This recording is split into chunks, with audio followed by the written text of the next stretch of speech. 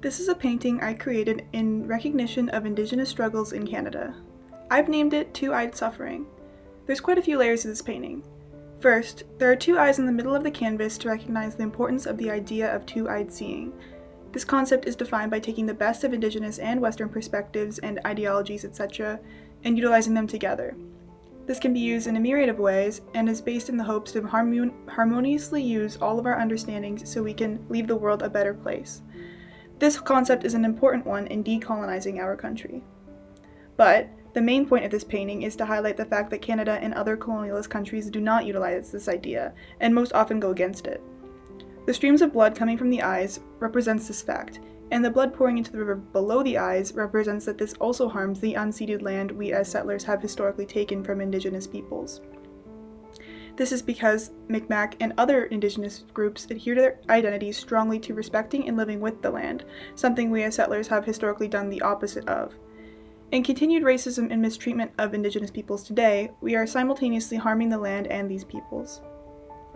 Canada is still mistreating Indigenous peoples today. Some may think we've reconciled and closed up all residential schools, so the mistreatment must be over, right? This is wrong. Indigenous peoples across the country are still fighting for the protection of their unceded territories against blatantly racist people and government, for basic needs on reserves, and for their lives to be valued and respected in general. This is only to name a few of their continuing struggles, not even mentioning the horrific things done to them by settler Canadians historically. One issue I feel highlights the horrific mistreatment of Indigenous peoples well is the appalling number of missing and murdered Indigenous women and girls in Canada.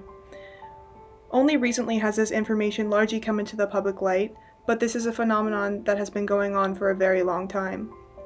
In a report published in 2014, the RCMP recognized there have been more than 1,200 missing and murdered Indigenous women and girls between 1980 and 2012. But Indigenous women's groups have documented this number to be over 4,000. These conflicting statistics well represent the care that Canada has for these women and girls, which has been proven to be very little. It is irrefutable that this demonstrates Canada's rampant, nuanced racism, arguably one of the more evil kinds. It is my hope that my art and this video educates other settler Canadians and inspires much-needed activism. The road to reconciliation and decolonization is a long one, but will only seem more attainable the longer we wait to take action.